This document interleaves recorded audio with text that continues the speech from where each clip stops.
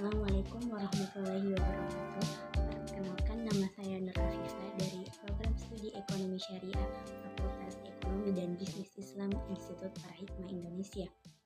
Baik, pada video kali ini saya akan membahas sedikit mengenai rukun dan syarat akad. Baik, yang pertama kita akan membahas mengenai rukun akad. Teman-teman bisa lihat ada 5 rukun akad. Nah, sebelum kita menjelaskan satu persatu apa saja itu rukun akad dalam Islam, terlebih dahulu kita harus mengetahui apa itu rukun akad. Nah, rukun akad ini adalah unsur-unsur yang harus dipenuhi dalam sebuah transaksi atau perjanjian dalam Islam. Nah, apa fungsi dari rukun akad ini? Nah, rukun akad ini berfungsi untuk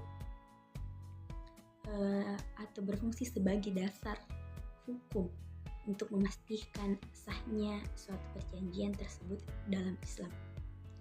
Baik, kita bahas yang pertama, yaitu al-aqidain atau pihak yang melakukan akad.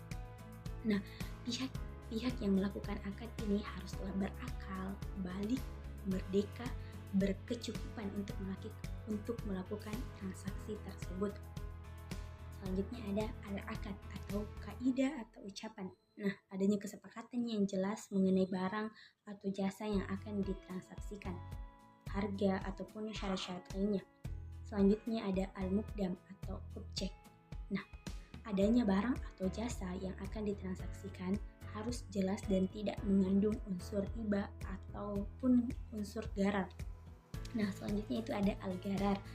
Nah, al-gharar di sini jelas, ketentuannya jelas dalam perjanjian itu untuk menghindari ketidakpastian atau ketidakjelasan mengenai objek atau syarat-syarat yang akan ditransaksikan tersebut.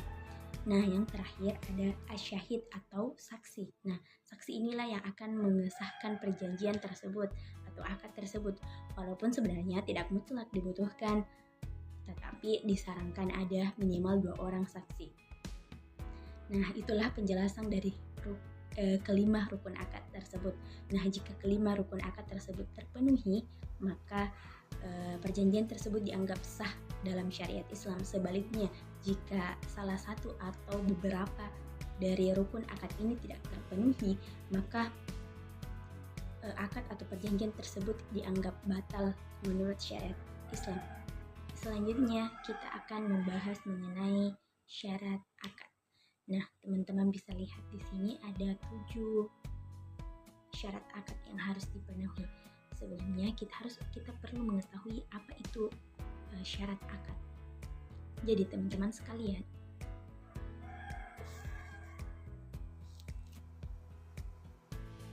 nah, syarat akad adalah persyaratan yang harus dipenuhi agar suatu perjanjian atau transaksi sah dan diterima menurut Islam. Nah, apa sih fungsi syarat akad ini? Nah, fungsi syarat akad ini sebagai pembatas atau penentu legalitas sebuah perjanjian atau transaksi dalam Islam. Terdapat 7 tadi yang harus dipenuhi. Nah, selanjutnya kita akan membahas satu persatu. Nah, yang pertama ada ijab dan qabul atau kesepakatan.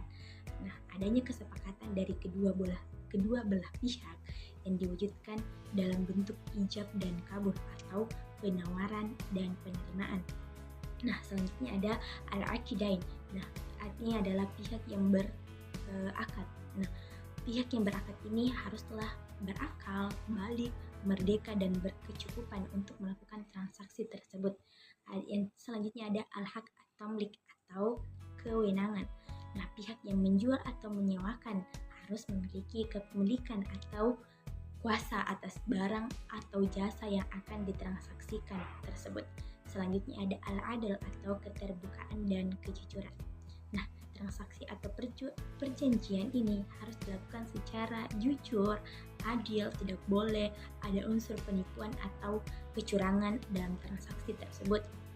Selanjutnya ada al-ma'qud alaih atau objek. Nah, objek atau jasa yang akan ditransaksikan ini haruslah jelas atau halal serta tidak mengandung unsur riba ataupun unsur-unsur yang bertentangan dengan hukum-hukum Islam lainnya. selanjutnya ada al-mith atau harga atau nilai. Nah, harga atau nilai ini harus disepakati, jelas dan disepakati oleh kedua belah pihak. Selanjutnya ada al-ayadah, waktu atau tempat. Nah, waktu dan tempat pengirimannya jelas, pembayarannya atau penyerahan barang atau jasa yang disepakati.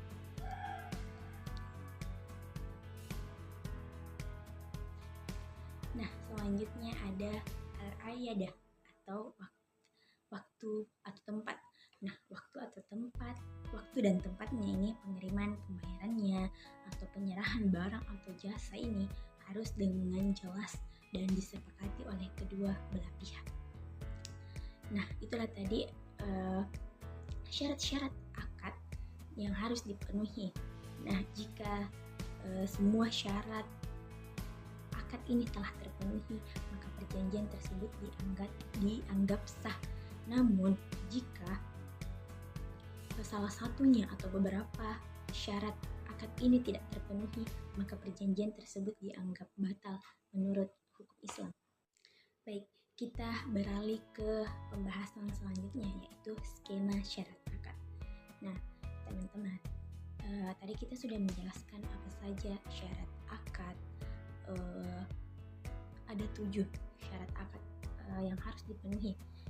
Di mana jika tidak terpenuhi, maka perjanjian atau transaksi yang dilakukan itu dianggap batal menurut syariat Islam. Nah, selanjutnya di sini skema syarat akad. Nah, pada skema syarat akad ini sama seperti syarat akad, ada 7. Nah, semuanya itu harus terpenuhi.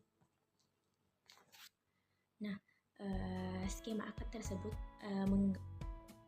menggambarkan bahwa dalam sebuah transaksi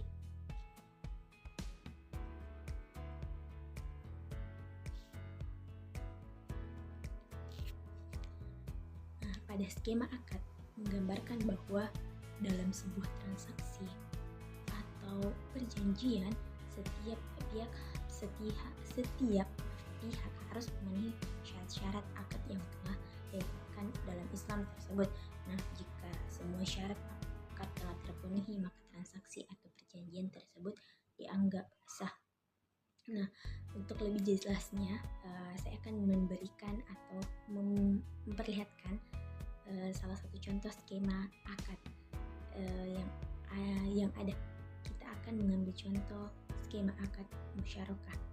Di sini teman-teman bisa lihat sebelumnya sebagaimana yang kita ketahui bersama bahwa akad musyarakah ini adalah akad kerjasama antara kedua belah pihak, di mana mereka sama-sama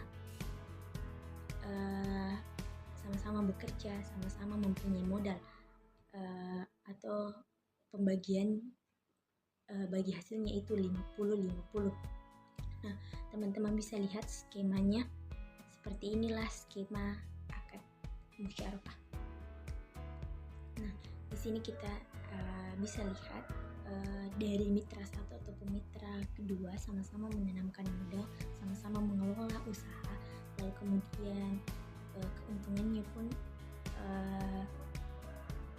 dibagi 2 atau dibagi sama rata. Nah, seperti itulah skema akad musyarakah. Baik, mungkin itu saja yang dapat saya jelaskan sedikit mengenai rukun dan syarat akad. Terima kasih, sampai jumpa. Assalamualaikum warahmatullahi wabarakatuh.